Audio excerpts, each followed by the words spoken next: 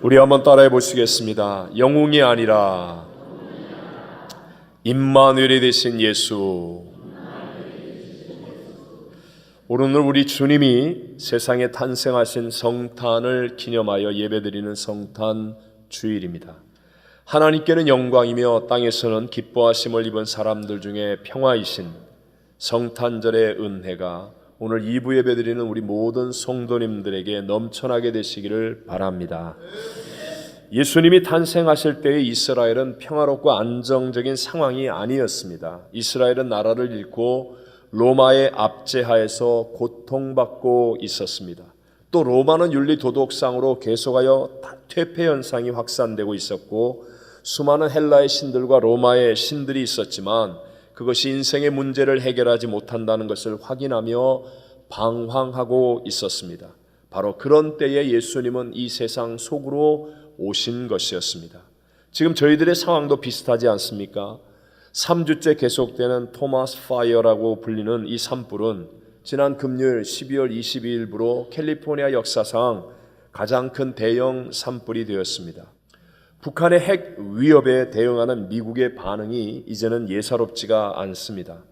강대국들 틈바구니에서 물거뜯으며 갈등하는 한국 정치의 모습은 나라가 망하기 직전까지 당파 싸움, 권력 싸움을 하던 그 옛날 역사를 반복하는 것만 같아 마음이 아픕니다. 또 트럼프 미국 대통령이 예루살렘이 이스라엘의 수도라고 선포한 이후에 중동의 상황은 마치 불붙은 화약과 같이 일촉즉발의 상황이고 세상은 점점 더 심각해지는 자연재해, 테러와 전쟁 그리고 여러 어두운 사고, 사건의 소식들로 넘쳐나고 있습니다. 이것은 지금 우리 개인적인 삶에서도 마찬가지 아닙니까? 세월이 흐르면 나아질 것 같았는데 평탄하기는커녕 더 많은 위기와 문제들이 찾아오고 있습니다. 건강도 좋아지는 것보다 더 약해지는 것 같고 물질적으로도 씀씀이가 많아지며 점점 더 어려워지고 있고 그리고 가정적으로나 이민생활적으로나 옛날과 달라지는 세상의 빠른 속도의 변화 그리고 문화 충격 속에서 많은 문제들이 계속하여 생겨나고 있습니다. 하지만 그와 같은 어두운 시절에 이 땅에 구세주로 오셨던 예수님, 그 예수님은 어제나 오늘이나 영원토록 동일하셔서 어떤 문제와 위기와 고통 속에 있다 할지라도 우리 속에 찾아오셔서 우리와 함께 주시는 분인 줄로 믿습니다. 본문 23절입니다. 시작. 보라, 처녀가 잉태하여 아들을 낳을 것이요 그의 이름은 임마누엘이라 하리라 하셨으니 이를 번역한즉 하나님이 우리와 함께 계시다 함이라. 아멘. 하나님이 우리와 함께 계신다라고 약속하신 임마누엘, 여러분 그 임마누엘 주님을 체험하고 계십니까? 오늘 저는 영웅이 아니라 임마누엘이 되신 예수라는 제목으로 이 시대를 살고 있는 저와 여러분에게 주시는 세 가지 하나님의 은혜를 함께 나누기를 원합니다. 첫째로 이 임마누엘 예수와 함께 하려면 말씀에 반응하는 믿음을 가져야 한다는 것입니다. 무엇에 반응해요? 말씀에. 다시 한번 말씀에 어떻게 해야 돼요? 반응하는 믿음. 이 믿음을 가져야 임마누엘 예수와 함께 할 수 있다는 것이죠. 본문 18절과 19절입니다. 시작. 예수 그리스도의 나심은 이러하니라. 그의 어머니 마리아가 요셉과 약혼하고 동거하기 전에 성령으로 잉태된 것이 나타났더니 그의 남편 요셉은 의로운 사람이라 그를 드러내지 아니하고 가만히 끊고자 하여. 요셉이라는 분은 자기와 정혼하여 이제 결혼할 이 처녀여야 할 마리아가 남편인 자기도 모르는 사이에 자녀를 잉태했다는 거예요. 아마 남자로서의 충격과 자존심이 상하였을 것입니다. 정말 유대 2000년 전 율법 사회 속에서 너무나 당혹스러운 일이었을 것입니다. 하지만 착한 마음을 가진 요셉은 소문을 내지 않고 가만히 파혼을 하는 선에서 정리를 하려고 했었습니다. 만약에 그때 그랬다면 오늘 우리는 임마누엘 예수님과 함께하지 못할 수도 있고 요셉과 마리아의 영광스러운 이름은 우리의 입에 오르지 않았을 것입니다. 그런데 바로 그와 같은 때에 하나님의 말씀이 임하였습니다. 20절로 22절을 읽습니다. 시작.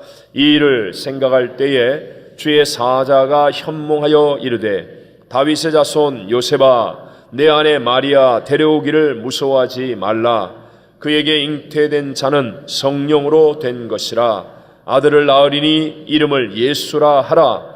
이는 그가 자기 백성을 그들의 죄에서 구원할 자이심이라 하니라. 이 모든 일이 된 것은 주께서 선지자로 하신 말씀을 이루려 하심이니 이르시되 아멘.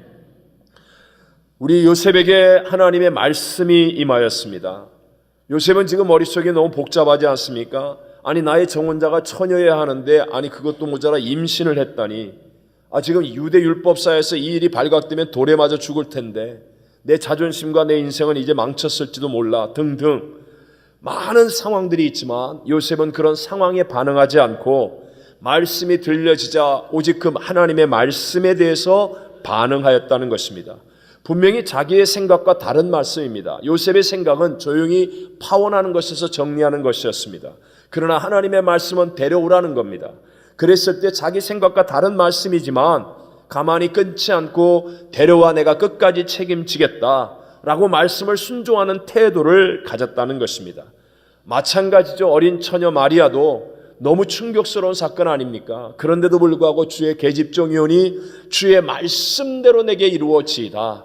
자기의 생명과 삶을 내던지며 말씀에 대해서 반응하는 요셉과 마리아, 바로 그들이 천군 천사의 찬양을 듣는 사람이 되었고 동방박사들이 찾아와 경배하는 그 모습을 보는 사람이 되었고 놀라운 하나님의 영광이 가득한 승리의 삶을 사는 성탄의 그 큰 기쁨을 고스란히 누릴 수 있는 사람이 된 줄로 믿습니다. 반대로 하나님이 우리에게 주셨던 가장 좋은 에덴 동산에서부터 언제나 실패하는 인간의 태도는 의심하는 것이었습니다. 마귀가 우리 인간을 넘어뜨릴 때 던졌던 미끼가 바로 의심이었습니다. 하나님께서 너 먹는 날에는 정령 죽으리라 말씀하셨는데 이 말씀에 대해서 반응하지 않고 이건 먹으면 너희 눈이 밝아져서 하나님과 같이 될까 봐 하나님이 너한테 먹지 말라고 한 거야 라는 마귀가 던지는 의심의 미끼를 덥석 물었습니다. 의심하니까 결국 하나님의 말씀에 대해서 올바르게 반응하지 못하고 아담과 하와는 그 좋은 에덴 동산에서 쫓겨나 박살나는 인생이 되어버리고 만 것입니다. 그 이후에 원수마귀가 다스리는 세상의 가치는 의심입니다. 모든 철학도 학문도 과학도 인간관계도 문화도 의심을 바탕으로 하고 있습니다. 오늘날 우리 가정에서 부부가 서로 의심합니다. 직장이나 가게에서 서로 의심하게 만듭니다. 심지어는 교회에서조차도 의심이 바탕이 되어 있습니다.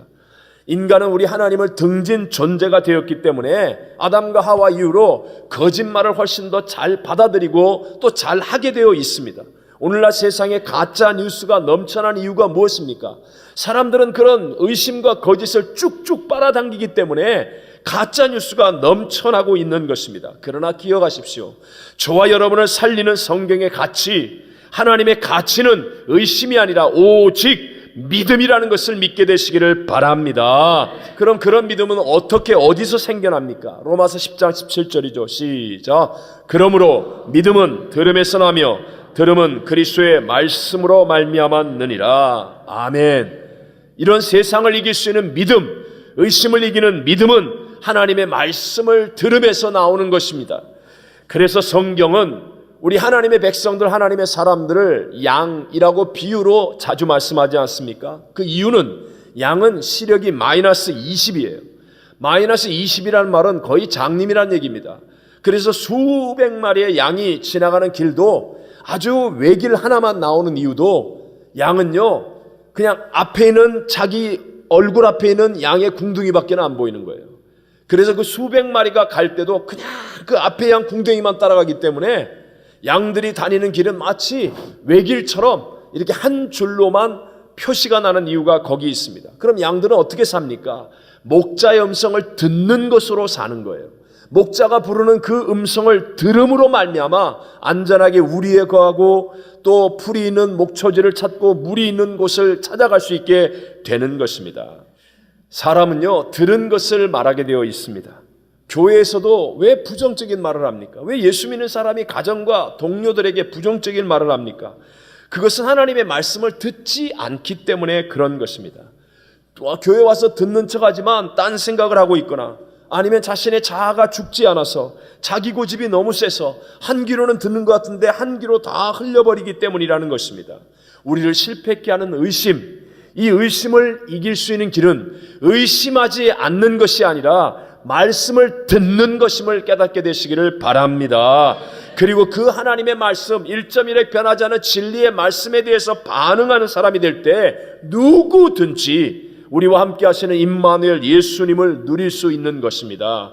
두 번째로, 임마누엘 예수님과 함께 하려면 예수님의 생명을 받아들이는 것입니다. 무엇을 받아들인다고요? 생명을 받아들이는 것입니다.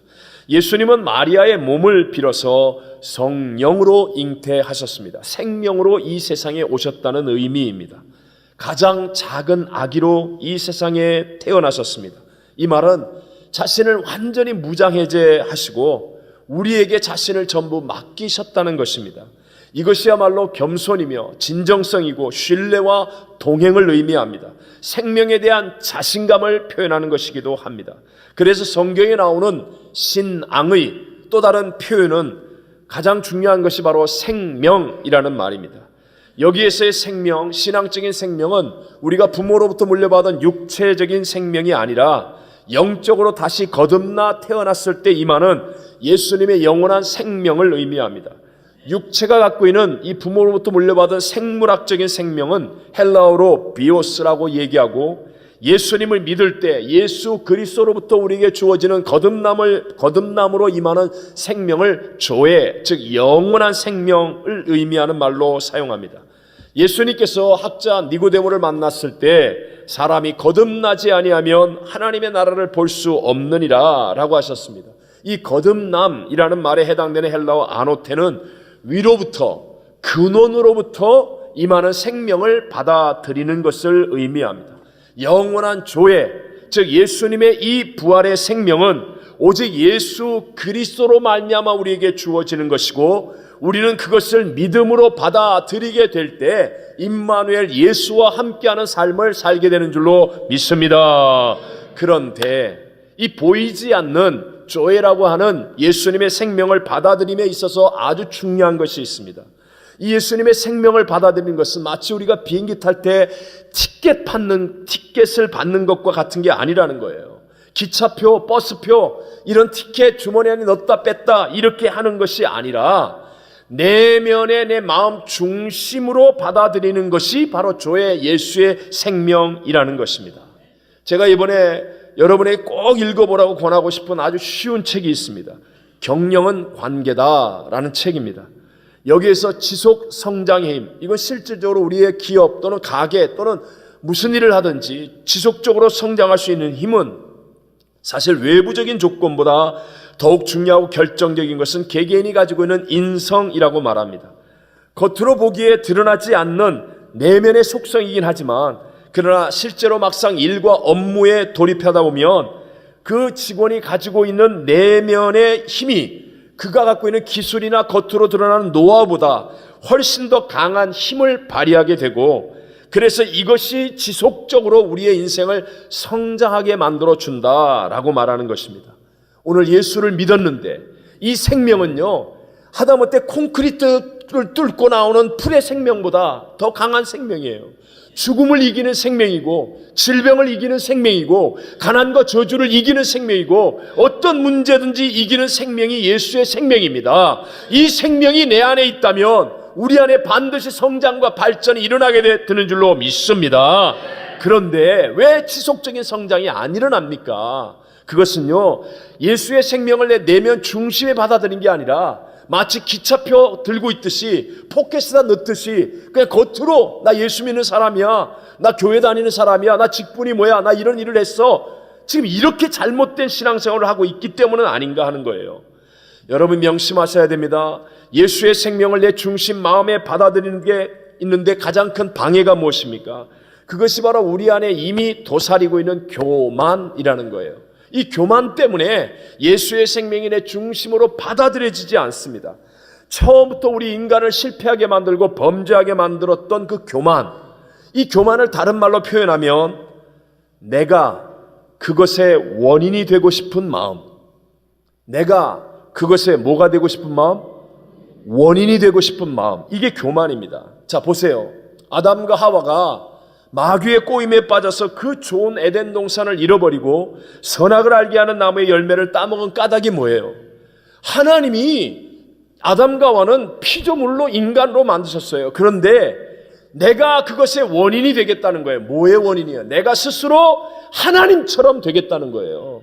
하나님이 시키지도 않은 일을 내가 스스로 하나님처럼 되겠다고, 내가 그 일의 원인이 되겠다고 하는 그 교만한 마음 때문에 선악과만 먹으면 눈이 밝아져서 하나님처럼 될 수 있을 거야 라는 이 마음 때문에 결국은 박살나는 인생, 하나님의 그 어마어마한 사랑과 은혜를 마음으로 받아들이지 못하고 실패하는 인생이 되어버리고 말지 않습니까? 여러분, 자꾸만 예수님이 내 생명의 중심이 되지 못하는 이유가 무엇입니까? 내가 그것의 원인이 되겠다는 거예요. 이런 사람들은 주로 업적과 공로에 매달립니다. 내가 교회 나온 지 몇 년이 됐는데, 내가 이런 업적이 있는데, 내가 이런 공로가 있는데, 내가 그것의 원인이 되어서 이렇게 되어야 된다고 주장하는 것, 이것이 무시무시한 교만이고, 이것이 내 마음 중심에 예수 그리스도를 모시지 못하여 내 삶의 진정한 성장, 예수님을 모시면, 먼저 그의 나라와 그 일을 구하면 모든 것이 다 합력하여 선을 되고 다 이룰 수 있는데, 그런데 예수님이 첫 자리에 되지 못하는 어리석은 삶의 결말을 가져오게 된다는 것입니다. 예수님과 동행하는 생명의 삶은요, 몸부림으로 사는 게 아니라 인도하심을 따라서 사는 삶이 되는 것입니다. 내 자아가 안 깨어지면, 그러면요 항상 인간의 힘에 의해서 좌우할 수 있는 정치 싸움 같은 것을 좋아합니다. 그래서 비난하고 정죄하고 변명하고 일을 꾸미고 뭔가 싸움판이 일어나기를 원하고, 인도하심보다는 인간의 힘으로 모략으로 뭔가를 막 이루려고 하고, 그러면 결국 몸부림치는 인생밖에 안 됩니다. 그러나 여러분 믿으십시오. 역사의 주관자가 하나님이요, 삶의 결정권자가 하나님이심을 믿으시고 예수 그리스도의 생명을 내 중심에 받아들이고 살면 몸부림치지 아니하고 임마누엘 주님과 동행하는 승리의 삶을 살아가게 될 줄로 믿습니다. 다니엘을 보십시오. 이방 나라의 포로가 되었는데 몸부림치면서 머리가 되는 게 아니라는 거예요. 하나님의 인도하심을 따르니까 젊어서도 어려서도 또 정권이 바뀌어도 쿠데타가 일어나도 세상이 뒤집어져도 하나님의 인도하심 속에서 가장 위대한 삶을 살지 않습니까? 하나님만이 하실 수 있는 대반전은요, 내 고집에서 나오는 게 아닙니다. 여러분, 하나님의 영광이 나타나는 대역전승은 오직 하나님의 인도하심, 생명을 받아들이고 살아가는 삶 속에서만 이루어질 수 있는 것임을 믿게 되시기를 바랍니다. 내 고집대로 신앙생활하면 시간이 지나갈수록 어리석음만을 나타내지만, 그러나 나의 자아를 십자가에 못 박고 내 힘을 빼면, 그러면 모든 것이 합력하여 선을 이루신 하나님의 대반전, 그 어떤 것도 이기게 하시는, 사망도 부활로 바꾸어 주시는 예수님의 생명의 역사가 나에게도 일어나게 됨을 믿게 되시기를 주의 이름으로 축원합니다. 마지막 세 번째로, 이 생명의 복음을 전할 때, 뭐 할 때? 전할 때 임마누엘 예수님과 함께하게 된다는 것입니다. 오늘 우리가 읽은 탄생은 마태복음 1장입니다. 이 땅에 예수님은 우리를 죄에서 구원하기 위해서 오셨습니다. 그리고 마태복음 내내 예수님의 모든 사역, 회개하는 죄인을 용서하시고 병든 자를 고치시고 귀신으로부터 자유케 하시고 문제를 해결하시고, 그리고 하나님과 우리 사이를 가로막고 있는 죄의 담을 허물기 위해 우리의 죄를 대신하여 십자가에서 화목제물이 되어 죽으시고 부활 승리하신 이 놀라운 역사를 말씀하십니다. 그리고 마지막 마태복음 28장 마지막 장 마지막 끝절에 이렇게 말씀하십니다. 함께 마태복음 28장 19절 20절을 읽습니다. 시작. 그러므로 너희는 가서 모든 민족을 제자로 삼아 아버지와 아들과 성령의 이름으로 세례를 베풀고 내가 너희에게 분부한 모든 것을 가르쳐 지키게 하라. 볼지어다 내가 세상 끝날까지 너희와 항상 함께 있으리라 하시니라. 아멘.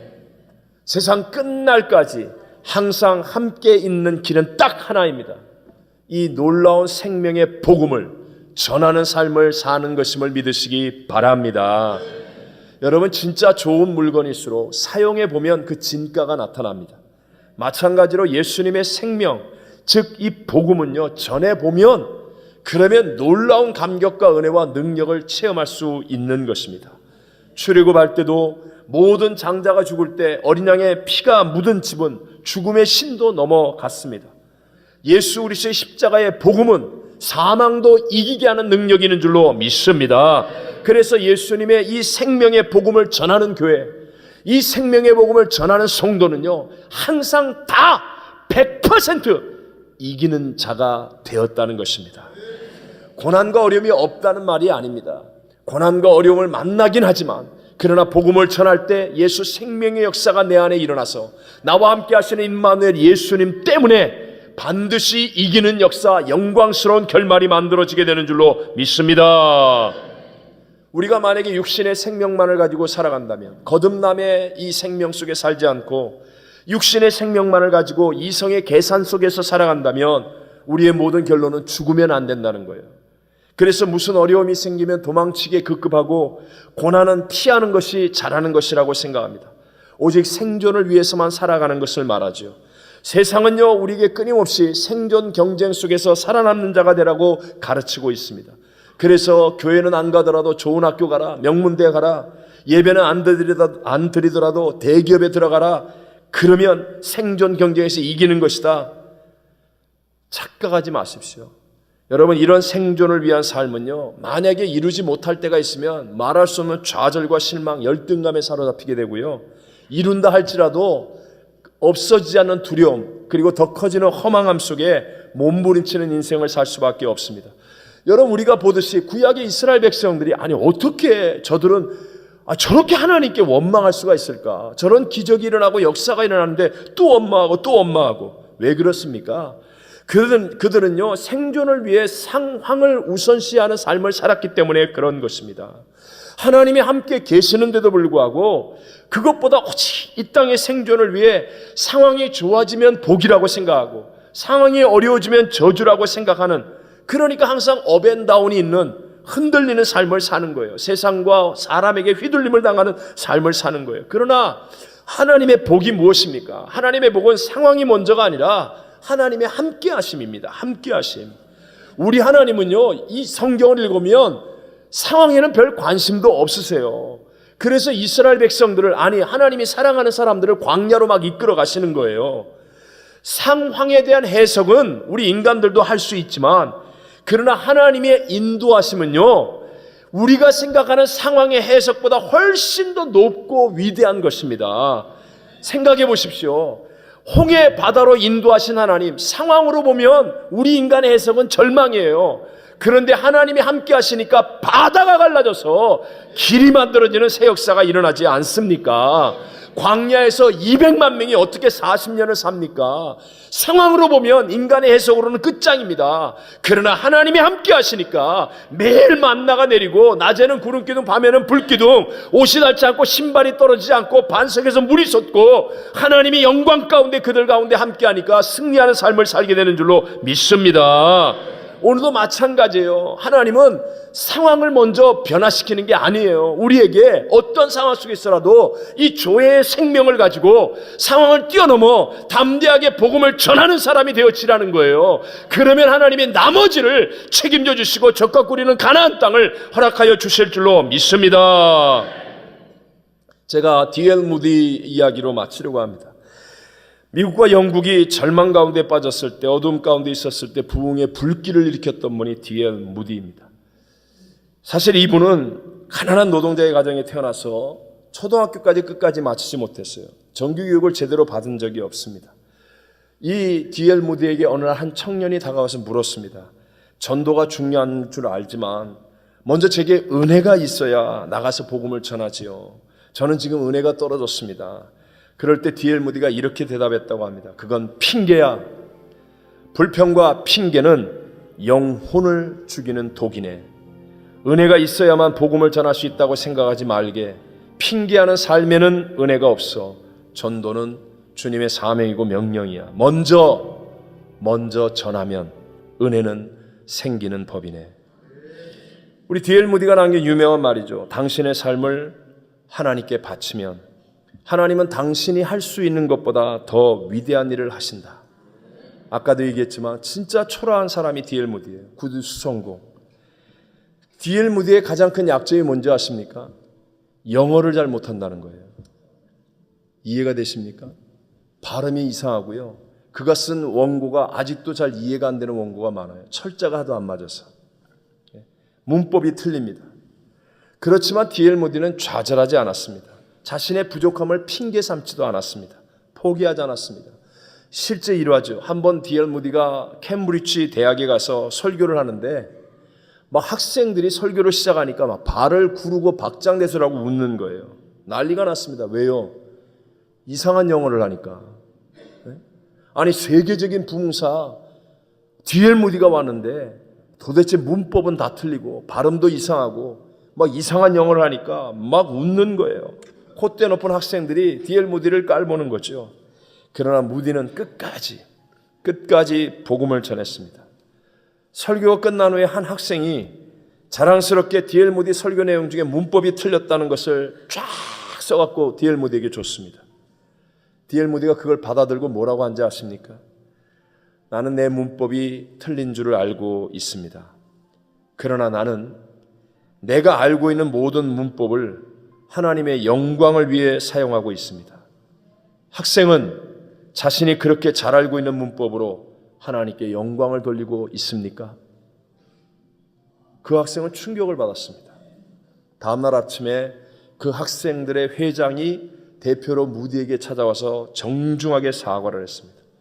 이것을 계기로 해서 케임브리지 대학에 역사상 유례가 없는 대각성 운동이 일어나기 시작했습니다. 그들이 모여 기도하기 시작했고 하나님의 영광을 위해 자신의 삶을 드리겠다는 결단들이 그 학교에 일어나기 시작했습니다. 그때 7명의 유수한 학생들이 중국 선교의 목숨을 바치기로 했고 그 중에 중국 선교의 대명사 아버지라고 불려지는 허드슨 테일러가 있었습니다. 담대하게 복음을 전하는 사람이 이기게 되어 있습니다. 우린 약한 사람들입니다. 문제도 많습니다. 허물도 있습니다.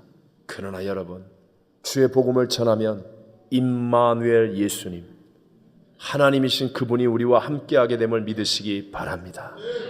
가정에 문제가 있습니까? 인생이 우울하고 답답하십니까?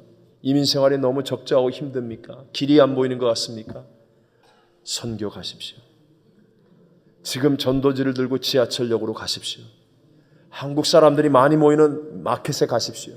옆집에 문을 두드리고 복음을 전해 보십시오. 혹시 소금을 뒤집어 쓸 수도 있고 물바가지를 뒤집어 쓸 수도 있고 욕바가지를 먹을 수도 있습니다. 그러나 저는 확실하게 말할 수 있습니다. 우리 주님이 함께하는 땅이 줄 수 없는 하늘의 감격과 기쁨으로 회복되는 역사를 누리게 될 줄로 믿습니다. 임마누엘 예수님은 지금도 동일하여 우리와 함께하기를 원하십니다. 세상과 사람의 소리에 반응하는 게 아니라 하나님의 말씀에 반응하는 사람과 함께 하십니다. 예수님의 생명을 내 마음 중심으로 받아들인 사람, 내가 그 일의 원인이 되겠다는 이 교만을 내어 던지고 내 자아를 십자가에 못 박고 겸손함으로 이 예수의 생명, 나에게 자신을 전적으로 맡긴 아기 예수로 오신 그 예수의 생명을 나의 삶 전체로 받아들이는 사람, 그래서 이 복음의 능력을 체험하고 이 복음을 전하는 사람이 되어주셔서 임마누엘 예수와 함께하는 참된 성탄의 복을 누리는 성도와 교회 되시기를 주님 이름으로 축원합니다.